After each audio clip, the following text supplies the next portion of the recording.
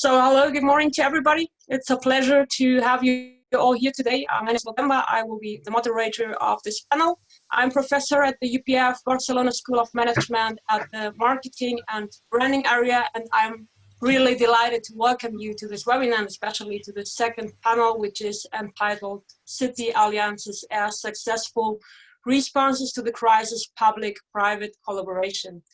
At this point, I would also like to say thank you to the City Council of Barcelona, Barcelona Activa, Always Barcelona, and the UPF Barcelona School of Management for organizing this event. So just for introducing you a little bit to the topic of this panel, public-private collaboration in the post-COVID environment is a great opportunity for cities to offer great efficiency and sustainability in management. And furthermore, local cities alliances foster coordinated responses from local public and private actors and have been proved useful in building consensus, optimizing resources, applying actions to make the most of a city's brand values.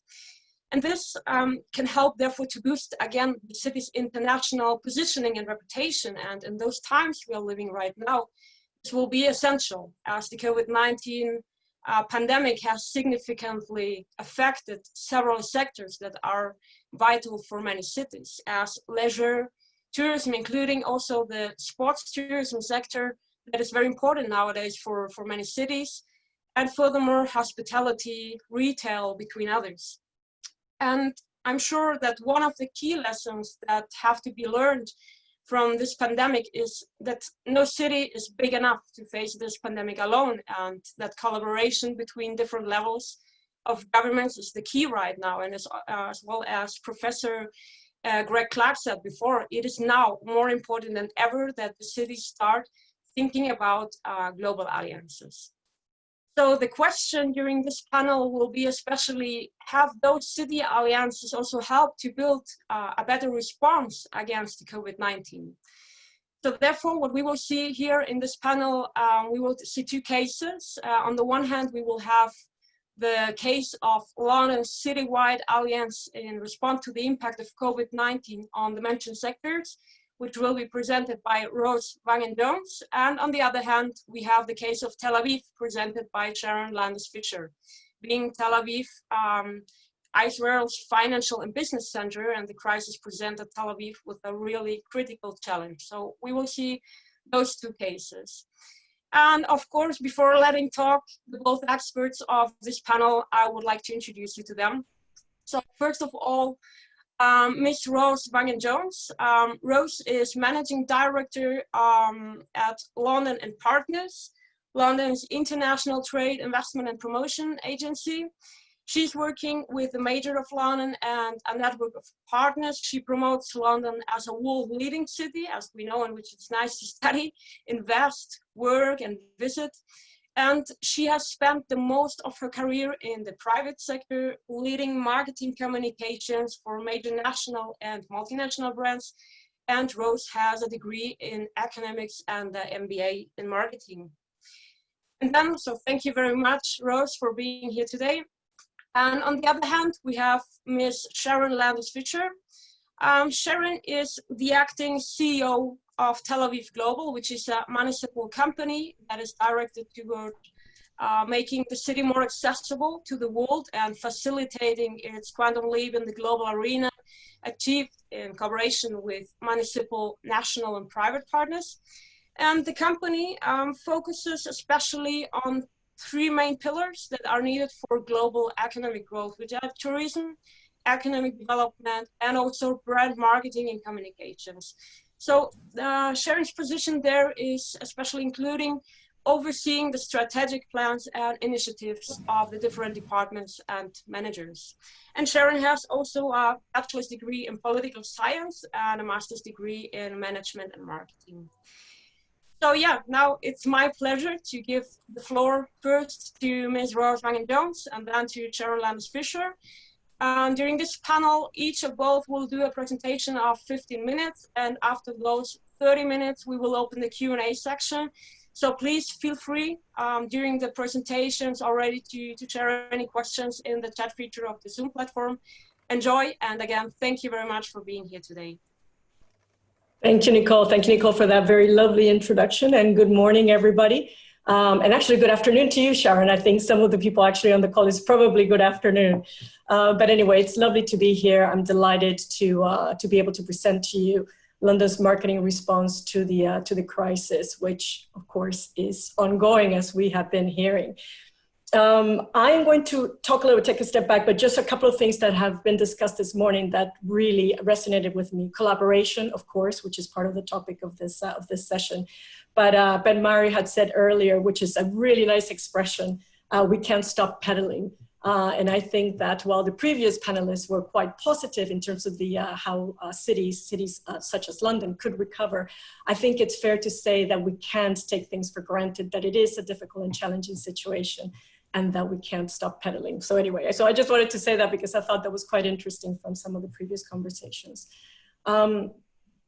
Nicole gave a little bit of a background on London and Partners. There are two things that I did want to highlight, which I think are particularly relevant to what I'm going to share with you today. And that is one, that as an organization, we're not for profit. We're part funded by the Mayor of London and part funded by London businesses. So that's an interesting mix. And I know other cities have something similar. And then also going back to some of what Professor Clark was talking about earlier in terms of our DNA, the role for us as an organization, we see it as creating good growth for the city. And that's about being inclusive, sustainable, and innovation-led. And I think those two things are quite important in terms of how we approach and why we approach the solution as we did. And again, this whole thing about private and public collaboration is at the heart of what how we work at London and Partners. But it is fair to say that it has been really challenging and continues to be very challenging to develop a response to the crisis. And this is ongoing, so it'll be interesting to hear any questions you have on the situation or how we approached it. But let me take a step back and give you some background on what informed our strategy and our approach. And then I'll walk you through the response and where we are today, because it's still very early days. So one of the things that I think some of the other panelists have been talking about, and not a surprise to, I would imagine, any of you, is that very early on, we knew that some of specific sectors were going to be affected probably more than others: hospitality, leisure, culture, tourism. Now, what does that mean for London specifically, that those sectors are affected? That means that these sectors employ in London 20% of the workforce. So 1 in 5 Londoners would be affected by the downturn of those sectors. I think it's very important to also note that a lot of these employees are the most vulnerable and underrepresented Londoners. So if they're losing their jobs, if they're losing their wages, that means that there's a direct impact on the inequality in the city. So that's really important to keep in mind. And then, as has been touched before, and slightly separate, but just as important, is that these sectors are at the heart of what makes London, London, the unique, global, vibrant city that it is. You know, culture is what attracts our visitors, what attracts our talent, what attracts investment. So when you think about it, there's an economic impact in terms of employment. There's a societal impact in terms of the potential of increased inequality. And there's also a competitiveness impact to these sectors as our global competitiveness and distinctiveness. So I talked about LNP's role being delivering good growth for the city. So then I think it is really clear to see that there is a direct connection between what we should do and what we need to do. But more importantly, it was beyond LNP. It was also in the interest of a wider set of stakeholders. So it's about investors, it's about employers, not just Londoners, in terms of crafting that response and coming in to help those sectors recover. So then going back into early April, early into the lockdown for the UK, we did some in-depth analysis of other crises, things like swine flu, SARS, the global recession. Now, let's be fair, obviously these things are not similar. What we're experiencing right now is very different to anything that we have experienced before, but at least it was really useful in giving us some background and some way, some sense of how things might unfold. And in that analysis, we settled on 4 key insights that would inform our approach, and actually are still true today. So it really set us up, I think, in a good path right at the beginning. The first one was that recovery would not be linear. What we assumed is that there would be a very complex exit situation from the lockdown, and that there would be changing consumer needs. So that meant that our response, whatever that might be, needed to be really flexible. The second one was that recovery would require generating consumer demand, that we would need to build consumer confidence and to stimulate spending. So there was an assumption that things would just not come back naturally, that we would have to encourage it. And also, interestingly, that we would have to be thinking different in the way of promoting the city. So it was not our typical message of promoting the city. It was something totally different. The third thing, which we've touched on, is collaboration. That collaboration needed to be at the heart of the response. Not all businesses would be affected equally, and those most affected would likely be the least likely to be able to help themselves. So therefore, we need to create a coalition of the willing to make this work. And then finally, that the solution would require scale. A big problem required a big response, and that probably could only happen with a public-private collaboration. The sense was that government could not do this on its own. So, linear recovery was one assumption, that the focus should be on consumer confidence, that there needed to be strong collaboration, and that we needed to achieve scale. So I know most of our stakeholders agreed with these, and more important, felt that LNP, just like we did, as London's promotion agency, had a very strong role to play in this response. So what was that response? Our approach was basically two-phased. We had a resilience phase and a recovery phase, which we were working in parallel. In the resilience phase, our message focus was that of solidarity and building positive sentiment, not just amongst Londoners, but beyond a wider international audience.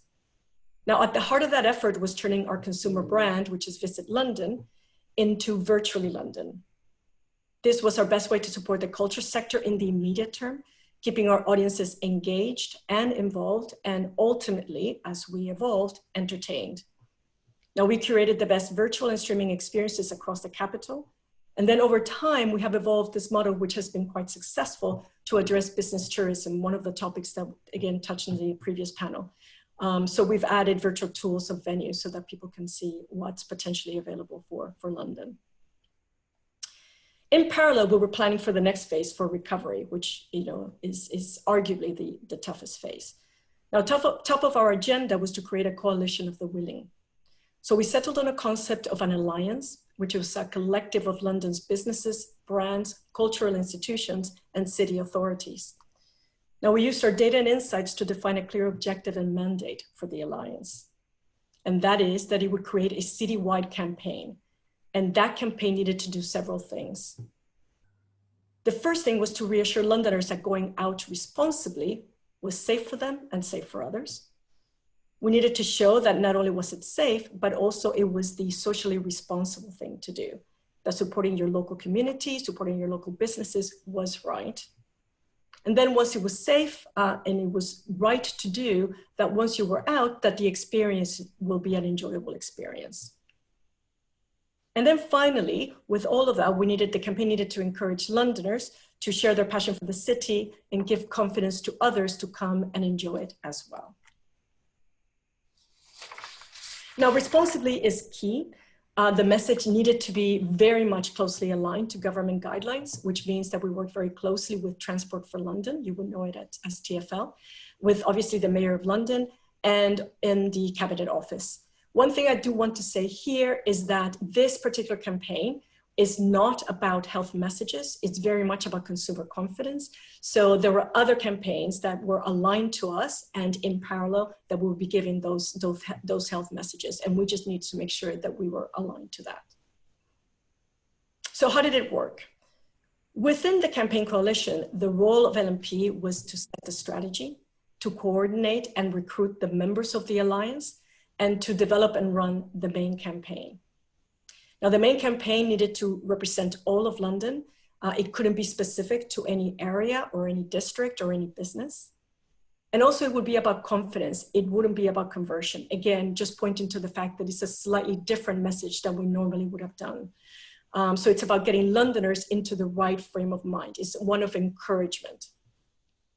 Now, a big part of the approach that we relied on was to build reach by asking alliance members to take the campaign and to amplify it within their own channels and marketing activities. Now, this is where we felt that the conversion message could be. Now, let me talk a little bit about the campaign. It was inspired by the resilient and open mindset of Londoners, and we settled on the creative idea of because I'm a Londoner. So it was on the premise that Londoners would unite and work together to support each other and to support the city. So very much a locally minded campaign. Now, the idea that we created needed to be really flexible so it could work with a lot of different messages, again, being ready to face as and when things open or depending on what the health restrictions were. It needed to be simple enough for everybody to understand and to use, because part of the success was other people using it and amplifying it. It needed to be generated by, it needed to be created or driven by user-generated content. So we would be to create and to share the content, working with us to do so. And then very important, we felt it needed to be free. And that way it would give everybody that wanted to participate access to the materials. However, as part of that, we did ask organizations to either donate a cash, reach, or value in kind. So again, that was part of the approach that we took. Free access to the materials, and then organizations can join in a lot of different ways to make it as inclusive as possible. So we had the approach, we had the alliance, we had the creative concept, which was because I'm a Londoner, and now we needed to recruit the members very, very quickly. So we decided that the best approach to do that was to organize group briefing sessions. We invited trade associations, local councils, the business community to ongoing set of sessions. In those sessions, we shared the thinking and the mission for the alliance. We shared the creative idea of because I'm a Londoner. And then again, we asked people to support either with cash or with reach or with value in kind. And there are a lot of different collaborations and partnerships that have developed very interestingly since. One of them, it was with Salesforce, and in partnership with Salesforce, we created a bespoke portal where anybody who wanted to participate could register, could download all the materials and toolkits for free, could get instructions on how to use it, get examples on what others were doing, so that they can get inspired on how they can be part of the campaign. And then finally, we developed an ongoing communications program so that we can continually be communicating with the members that we had recruited as part of the alliance and keeping them up to date with the activities we were developing so that, again, they could get behind them. So where are we now? The campaign Because I'm a Londoner launched in mid-June with the support of the mayor, TfL, and the Cabinet Office, and of course, with the support of businesses, boroughs, councils, cultural organizations, and trade organizations. Now, it's incredible for me to think, as I was thinking about what I was going to say today, that from concept to reality, it took us 2 months. We turned this around in 2 months. Now, somebody in my team compared this to the effort that they had done for the 2012 Olympics. Of course, that was an effort that took 18 months of planning, and lucky for them, they were not working in a pandemic. So it was really incredible effort from the team and everybody involved, actually, the citywide collaboration. Now, Because I'm a Londoner has been live for 4 weeks, and it's still very early days, even though the campaign itself is much further ahead than other government, UK government campaigns. So we were kind of first to go out with some of our messaging. However, we purposely kept it to very much a soft launch approach. We are encouraging and inspiring responsible behavior so that people start going out and about in a good, responsible way. So they start exploring their local neighborhoods, anywhere they can walk or cycle. Again, that active travel was really the focus of our initial communications. Now, as businesses begin to open, we follow, we support, and we celebrate those openings.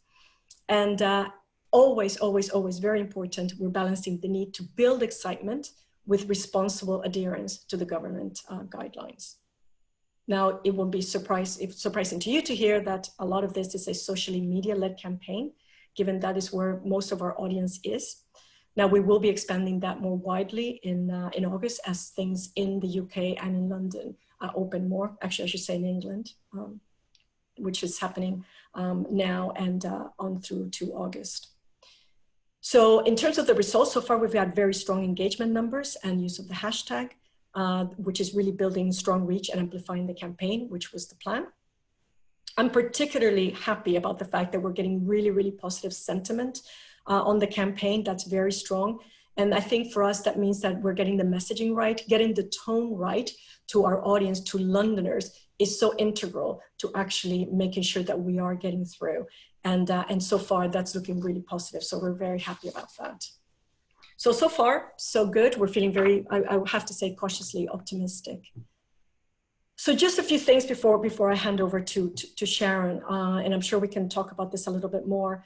Whilst this took a great effort and we're very proud of where we are, there also have been many, many challenges to it. It's fair to say. And there are a couple that I would like to highlight. There are more, but there are a couple that I'd like to highlight. One is what I call, we were flying the plane while we were building it.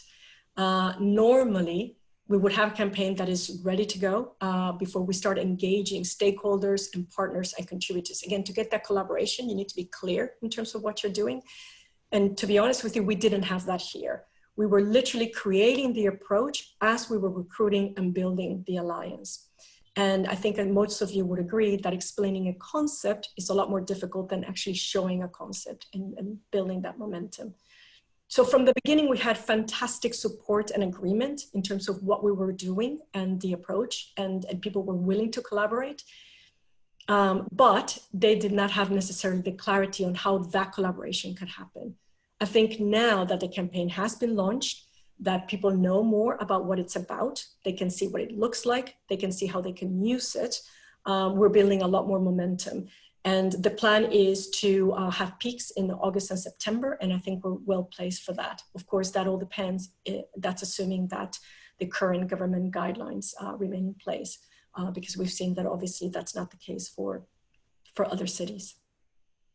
So I just wanted to, before, again, just quickly, because I had other challenges, but I just wanted to say one that I think maybe is particularly relevant.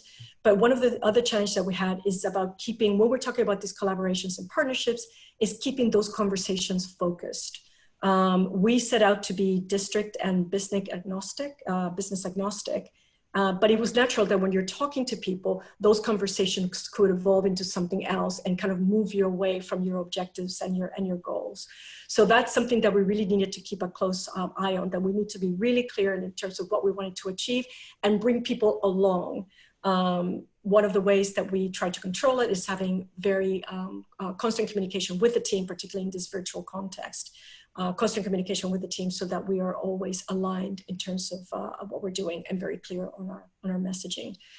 The last thing I would like to say again is about team motivation. It's been very difficult. People have been very busy at a very challenging time with a lot of uncertainty.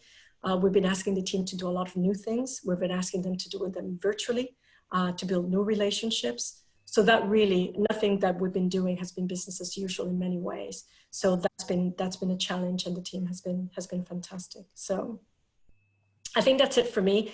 I mean, ultimately the recovery will have lots of factors, and I'm very clear that marketing and communications is just one small part of the bigger puzzle, but that's the one that I wanted to focus on today.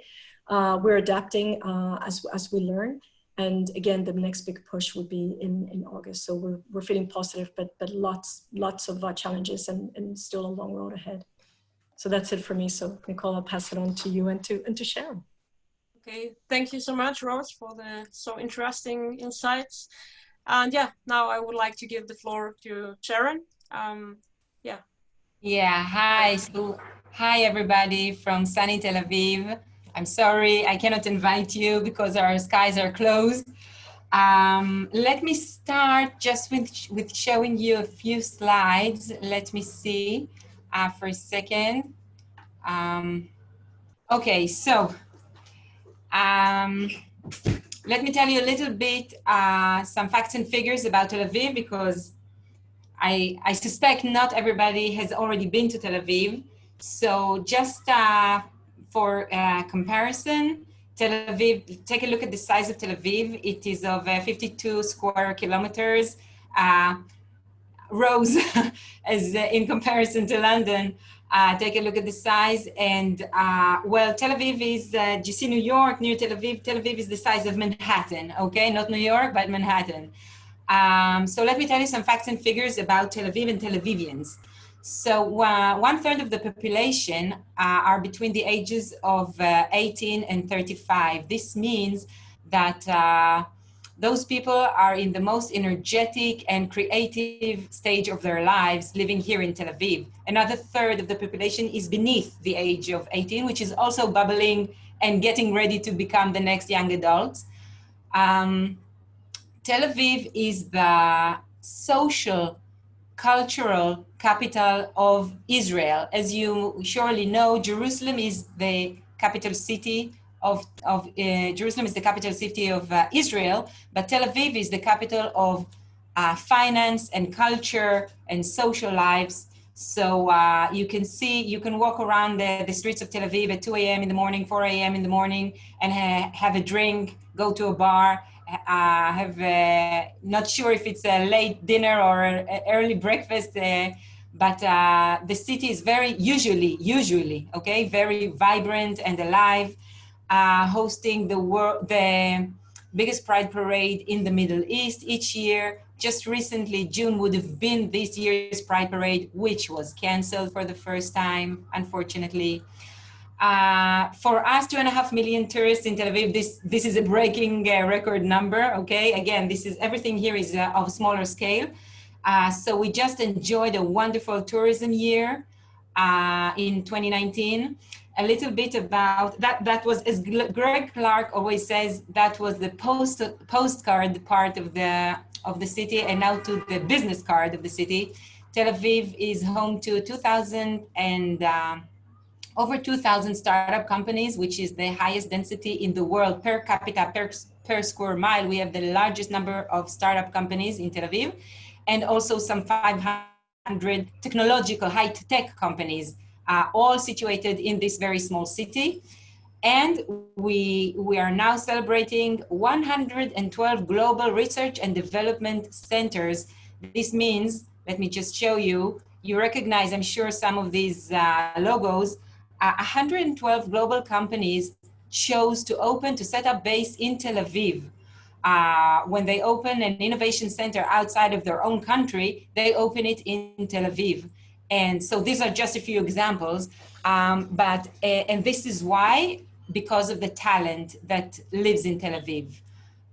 Tel Aviv, here in Israel, we don't have many natural resources. We used to have the Jaffa oranges, and recently we discovered some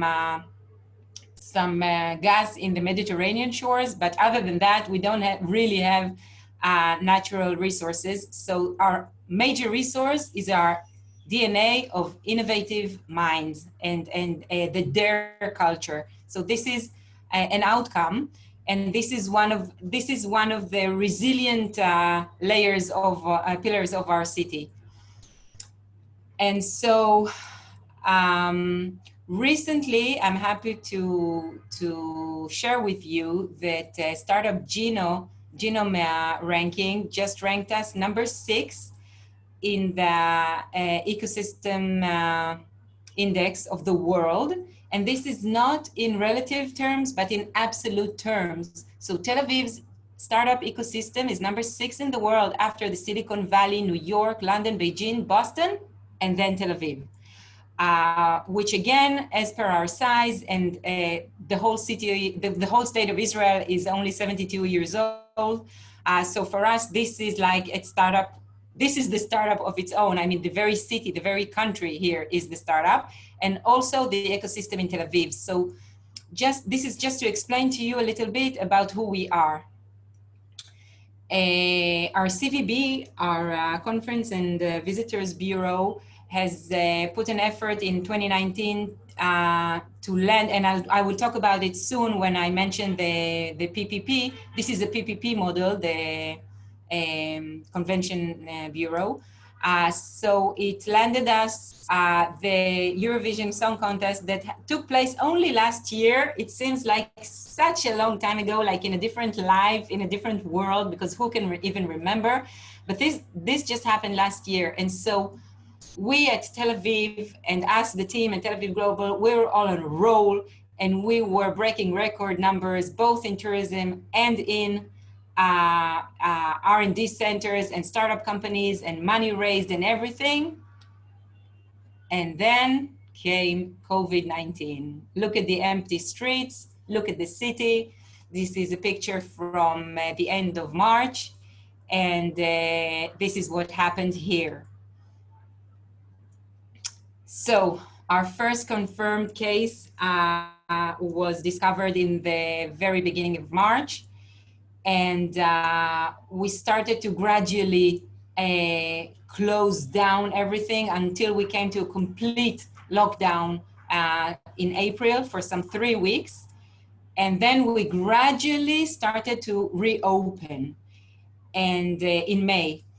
And now, as in Barcelona, is also happening here in Tel Aviv.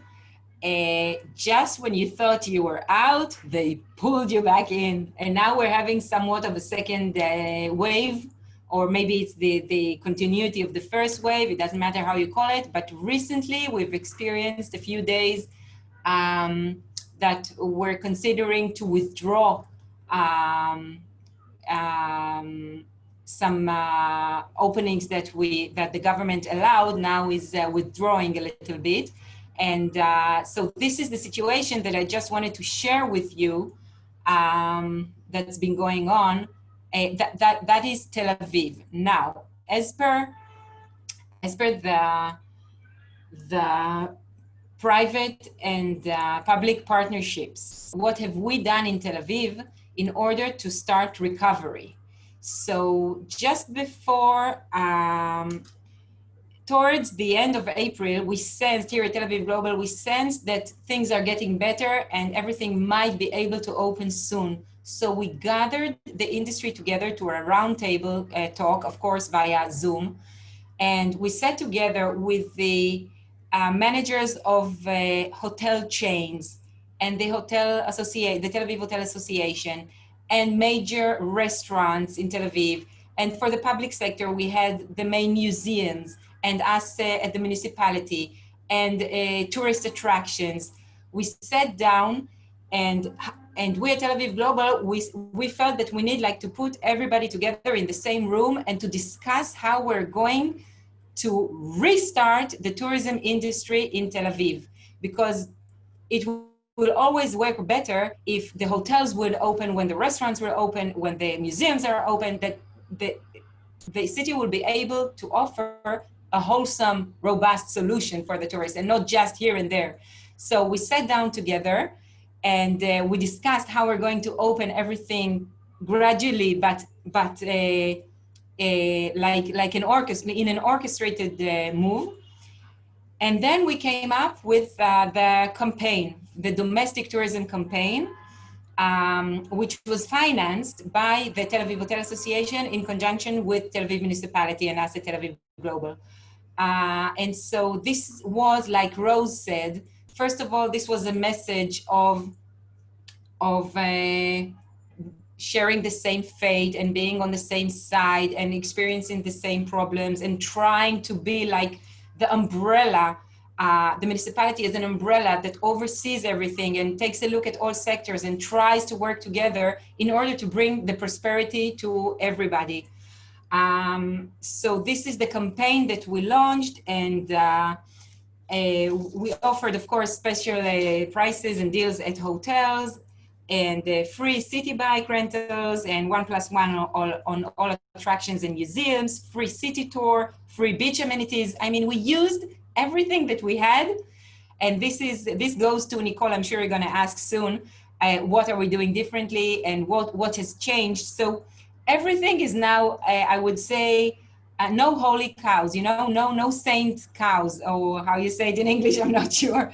I'm translating. Nothing is sacred. Everything is, I won't say up for sale, but everything is up for thought, okay? Everything should be revisited and to be thought of differently and to ask yourself what you can do differently. And this is what we have been doing. So this is one partnership that we already used in order to initiate and to restart the market. Another partnership would be for the CVB.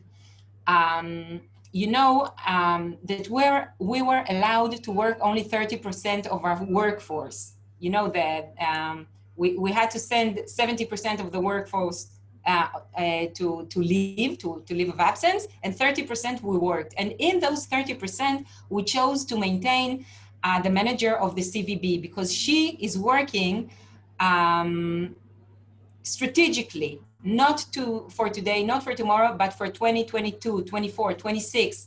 So alongside with trying to save the day, we also kept one eye on tomorrow. And the CVB is also, for us here in Tel Aviv, is also a partnership between the Tel Aviv Expo Center, the Tel Aviv Hotel Association, which is the private sector, and us, the Tel Aviv municipality. So this is something that we're doing strategically. But I think the most interesting partnership that I want to tell you about would be in the tech sector. And now I mentioned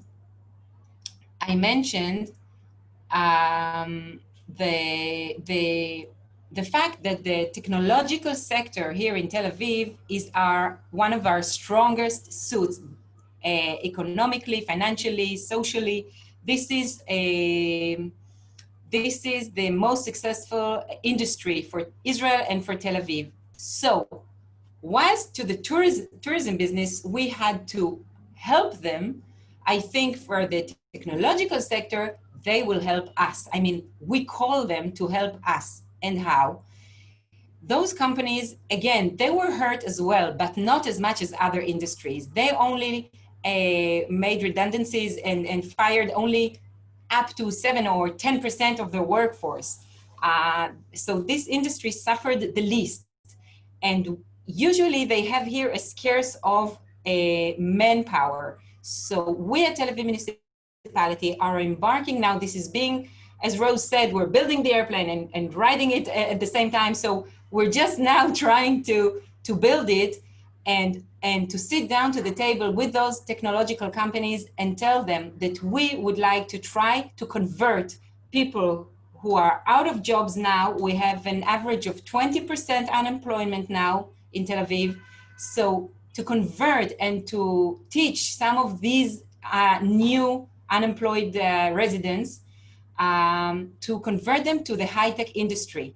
And I want to call to those companies to take part and to sit down and to see how they can accept a few, like, I don't know, a few dozens of or a few hundred of new employees to be converted by us. We will sit together, the municipality, the companies, and the programs, and we'll sit down and try to create those programs to convert workers to the high-tech industry.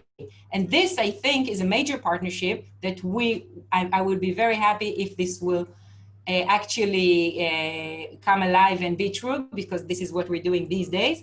And hopefully this will contribute both to the residents and to the companies and to the resilience of the Tel Avivian market and the ecosystem. And this is trying to look at your stronger, like you have a few children, and when the tourism child is suffering so much, the technological child is the strongest one. So they will pull in and they will join the club and they will help, hopefully, in recruiting those newly unemployed residents. So this is another partnership that I wanted to share with you.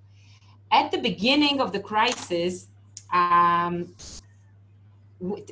Israel and Tel Aviv handled it very well. And I saw that the work of the municipality, as mentioned before by the deputy mayor, Mayor Rupert, if I'm not mistaken, we also in Tel Aviv, we had our share of terrorist attacks and emergency situations. So for us, we're used to this kind of situations, to go in and out of emergency situations. So I was looking at Tel Aviv municipality, how the municipality got organized immediately to tackle the problems that every day brought new problems at the beginning of the pandemic. And I actually wrote a paper about Tel Aviv-Yafo municipality's response to COVID pandemic. This is this paper here that explains how the municipality worked in a very agile manner to tackle the challenges, and how again we use the innovation of our DNA, because you turn to yourself and to your own DNA. So this is what we found. We found that since we already have a digital way to connect with our residents in push notifications back and forth between us and the residents, we enlarged this operation, and suddenly you will be able to report to the municipality that your neighbor is in distress, locked at home, that an old lady is in need at her home. That we develop new features. So again, the residents is our main concern, but the technology is our main tool to reach this those residents.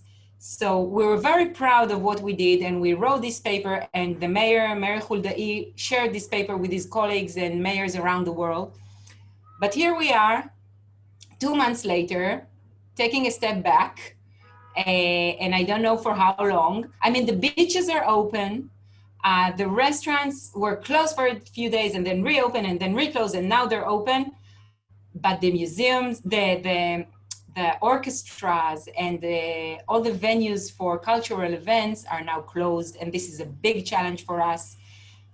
So there's a lot on our table, and this is, I think, what we want to discuss now. Nicole, would you like just to ask us the questions now, or would you like me? Yeah, I'm open for questions. That's perfect. If you don't mind, we turn to the Q&A section, because we have a lot of different questions and interesting questions. So first of all, thank you so much, Rose and Sharon, for your great presentations, for the nice insights we could get.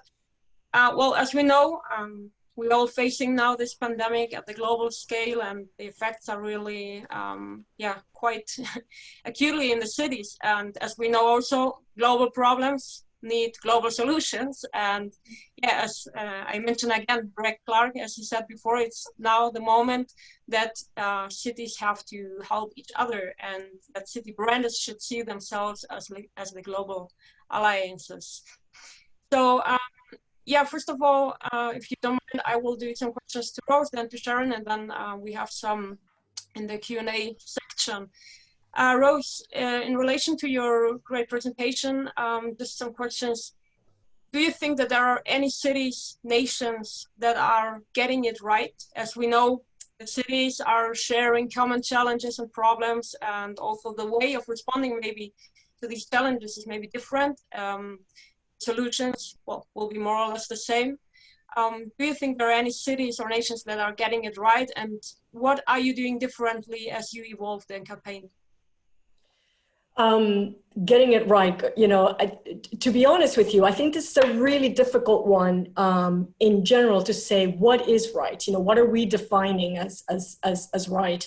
You know, the good thing is that everybody's in a very similar situation, as you said, that part is true.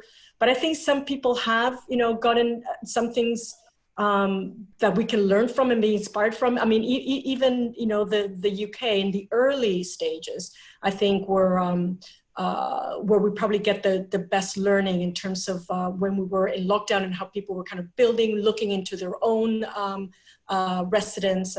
People like New York, for example, one of the examples that I think we're doing a good job. I think, to be fair, what we're calling the recovery phase, as we kind of come out of lockdown, the complexity of that makes it really, really difficult to actually say, yes, this is working or not working. And we're not really going to know. It's probably too early to know. So it's a great question that I ask myself all the time. And I don't know, you know, Sharon or other people actually that are listening that have some some examples that they say, no, this is brilliant. But right now I would say, we take inspiration wherever we find it. There are pockets of things that we think we're doing right. There are pockets of things that I think other people are doing right, but probably it's something that we're all kind of learning as we go, to be fair, would be my answer to that. Okay. In terms of doing something different, I mean, I think, we are doing it in a funny way. We're doing everything different. But the one thing I would point out is just even the focus of the organization. We're used to promoting London, and a lot of the things that Sharon talked about were around tourism, versus we kind of took an earlier decision to say, actually, we need to take almost a step before we move to domestic tourism, which is what's coming later as things open up. And we felt that we needed to kind of build consensus around this idea of confidence and getting people out. And we have been proved, I think, a bit right in that people are not, certainly in London, are not rushing out to the streets, and that they need that encouragement and very much focus on London and Londoners, and getting it right for the residents and the people that live here before we start looking outside. Okay, thank you.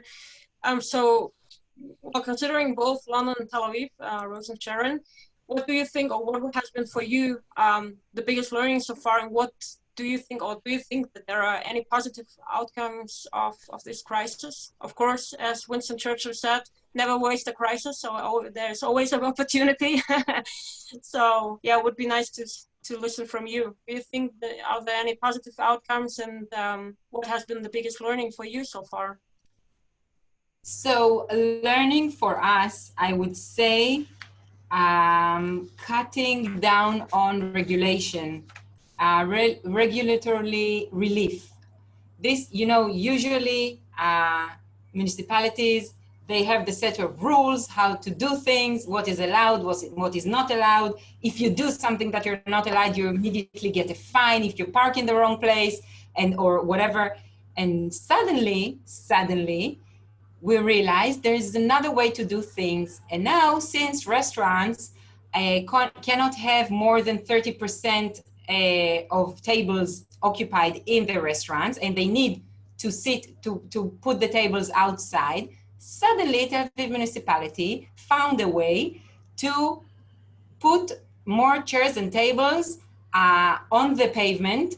And if the pavement not all restaurants have enough pavement. Some of them are very narrow. So suddenly we find a way to give them the pavement even across the street or up the street to continue. And we're not counting meters, and we're not fining, and we're not charging. We're just letting them. And even further than that, we closed down a few streets and have made them now pedestrians, and chairs and tables are placed on catching parking spaces. And parking is of scarce in Tel Aviv, okay?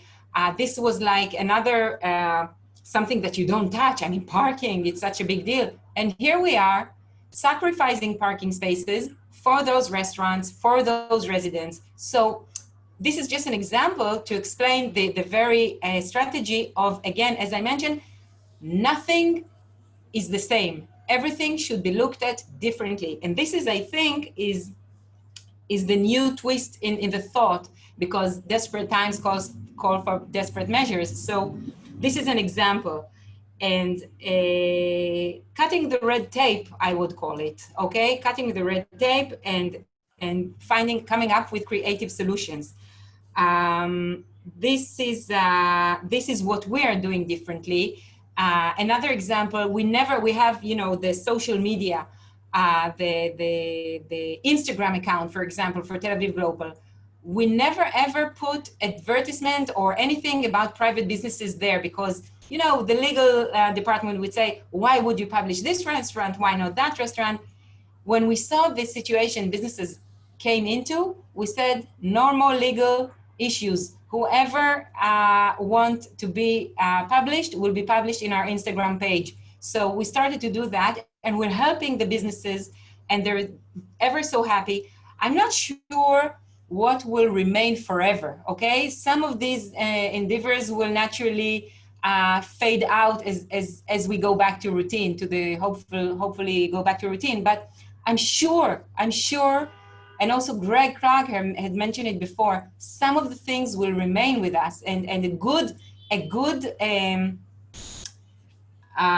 evolution is one that left behind the good stuff, you know, that not left behind, but continue the good stuff to the next level, and not just leaving them in the past. I hope you understand what I mean. So take the good parts of the revolution and sustain them to the next stage, even when everything goes back to normal. This, I think, would be the best outcome of this evolution, like Darwinism. Okay, thank you very much, Sharon. Rose, I will ask you another question. That there are two questions that I would put together here. One is from Gloria Romero, and another one where I can't see the name, sorry. There are two questions. One is, do you think that being one of the most advanced vaccine led by Oxford University will help to improve the reputation of London and UK? This is one thing. And another thing, well, the contradictory thing, there's somebody who wants to know if you think that the campaign, considering the new shoots or new outbreaks that we're having, for example, here in Spain right now, what do you think how to manage the message, come to London and enjoy the city, which is we're having the risk right now for another lockdown and so on. So what do you think on the one hand can help the vaccine for a positive reputation for London and UK, and on the other hand, how to manage the messages and the marketing for a city as London? Yeah, good questions. Quite different questions, as you say. Yeah. On the vaccine, I think it's great news for everybody, to be fair. So that's the number one thing. I think London and the UK do have a reputation for very strong in the area of higher education. So from that perspective, it comes from a good base. But absolutely, I mean, yes, I can imagine that there will be kind of a fair share of reputational positive impact in terms of the vaccine and the development. I'll be interested to see if we follow that up with the DNA of the country, or how we want to behave in terms of how we share it, what we do with it. So the next thing is the development of it, but then what we do with it, I think, will be quite important in terms of the real reputation, the real impact would be my view on that. So let's see. I don't know. That's just my personal view. And then the second question was around the campaign and potential going back. Was that it? Did I understand that correctly? Yes, that's it. The message, how to manage the message, come to London, enjoy the city, and yeah, considering the risk that we have another lockdown. Yeah, well, that's interesting, because for us, right at the beginning, before we didn't know much, but one of the assumptions we took was that actually the exit was not going to be linear, that it was going to be back and forth. So we absolutely developed any idea that we did, or the phasing that we did, with the thought that we may have to go back. So the campaign itself, because I'm a Londoner, definitely we felt, we know that we started with messaging without things being open, and we can move back to that, because even staying at home is the right thing to do because you're a Londoner. So we absolutely made it very much about the people. It's very much about Londoners and how they behave. So that's right. And also we can go back to virtually London as well. So if we're in full lockdown, we can go back to the resilience phase, which is still ongoing. So we feel that we literally planned this with that in mind. And so we have backup strategies that we can go back and forth. Hopefully we won't have to, but it's a reality given what we're seeing around the world. Okay, thank you very much. So another question, maybe Sharon, maybe you could answer this. First of all, how do you think municipalities can help the tourism industry to recover? And at the same time, somebody's asking that there are a lot of initiatives for the domestic economy, but do you also have any strategy in place for marketing to an international audience? Marketing tourism to international audience? Yeah. Okay. Yes. So first of all, how municipalities can help the tourism industry to recover, and then if you're also doing any if you're having international marketing strategies in terms of tourism. So locally, I mean, the first solution would always be the domestic market, because this is the only thing that is allowed now. And so suddenly for us in Tel Aviv, we were based, some 80% of our tourism was incoming from abroad and only 20% was domestic. And now we're like turning it upside down. Our situation has turned upside down. And suddenly we're putting a lot of focus in our Hebrew language website and not to our English, as well as to our English website. So the whole thinking is changing. So as Greg Clark mentioned before, cities, their reputation suffered a little bit because of the condensity and the not being able to preserve social distancing, etc. Everything is tight. So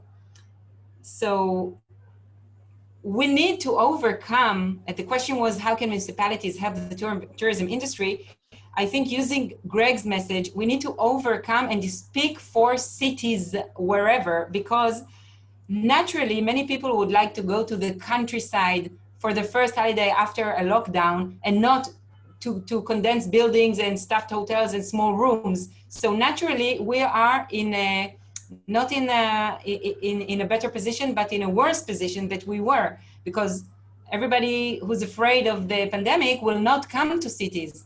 So I think it's a bigger effort for cities than for villages and for rural parts. And the city should use its own offering, what the city can offer, like the vibe, the good vibe in the street, and events, small events outside. We have to give the tourists a reason to choose urban vacation, urban weekends, okay? City breaks, okay?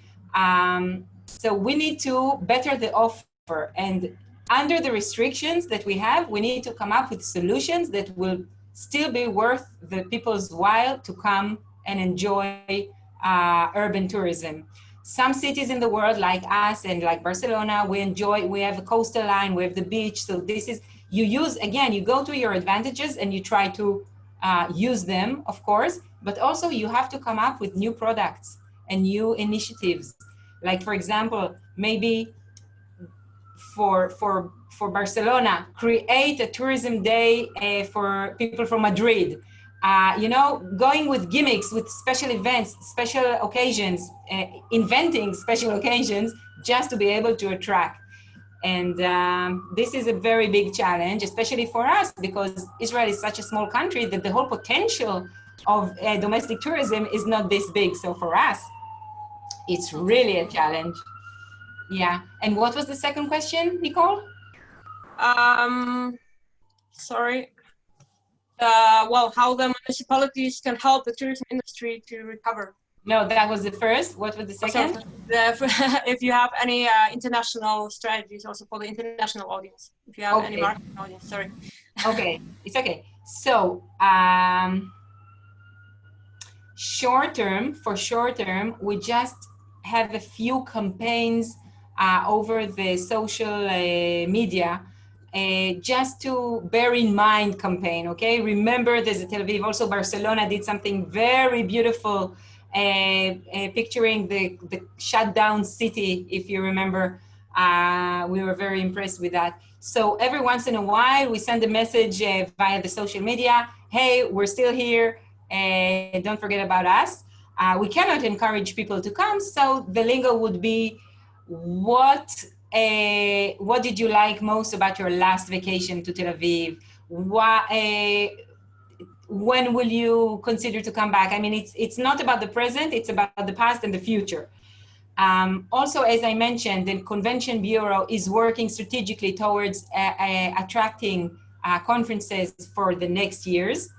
And once we realize that the skies will open, we will, of course, we don't have a lot of budget for that, but we will, of course, spend some money on creating campaigns around our potential markets to remind people to come to Tel Aviv. And I think one of the best features of the campaign would have to demonstrate that you are a safe city and that you know how to to handle the social distancing and to handle the pandemic, so people feel safe. Because I agree also with what our colleagues from Lisbon and Oslo just said before, that consumers' confidence is, I think, a major issue for all of us marketers to offer. This is on us to explain and to persuade people to have confidence in us and in our product. This would be the challenge. Okay, thank you very much. So we have just 2 minutes left, 2 short questions. Maybe Rose, there's one question where they're asking how you will measure the success of your campaign. So talking about which will be the main KPIs you will use to measure the main objectives. Bless you. Yeah, salute. Thank you. Yeah, the main KPIs are engagement and perception, and this will be amongst the targeted Londoner base. So engagement in terms of how they are interacting with our messaging, likes, shares, content, comments, those kind of things. And then perception, it's something that we're measuring before and after with the normal A/B methodology, and just seeing people feel positive about London. Okay, thank you so much. One last question, because there are still a lot, but one last question. Sharon, knowing that you are a volleyball enthusiast and that you are I would like to know, what do you think about, as you said, it would be important to restart tourism, and what do you think about sports tourism in this case? Which opportunity do we have? Sports tourism was really having a great way right now, and now it's like, okay, everything's fallen down. But do you think there are any opportunities? Which is the future of sports tourism for London and for Tel Aviv? Listen, call me an optimistic fool, but I think that eventually, once we're over it, or once the vaccine will come out, I think things will go back to a new normal, but to a new normal, okay.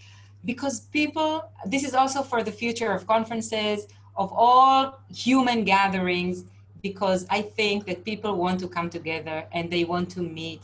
And as Greg mentioned, the face-to-face and face-to-space, etc. I think the face-to-face will not go away, okay? And I think people would love to get together and see together events, whether it's sports, whether it's orchestras, whatever. I think the need of people will be there. So all we need to do is maintain enough oxygen in the veins of the industry for them to be able to live and work whilst the world is free again. So this is our job. But I'm sure that all of these events will come back because people want to mingle and people want to share experiences together and people want to travel. And I'm sure this will happen, I'm sure. Okay, thanks. Rose, you think the same for London as well? I agree. I mean, what I can tell you is from a London perspective, obviously not in the immediate term, but our business tourism pipeline is picking up. So we're feeling very hopeful with that. So that's looking good. I mean, we already have the postponement of Euros. So that's planned for next week in terms of us hosting some of the matches. So as Sharon said, I mean, it won't necessarily be the same, but I am hopeful that it will come up and that the cities will be resilient enough and that the people will want it enough that it will happen. Hopefully. Okay, so we are coming to the end right now. It's 12:30 already. So thank you so much, Rose and Sharon. It was really great to share this time with you. Thank you to all the attendants for the great questions as well. And now let's turn to the third panel with the title City Branding, Research, New Trends, and How to Deal with the New Reality Post-COVID, with several experts and Josep Fernandez Cavia as moderator. So thank you very much.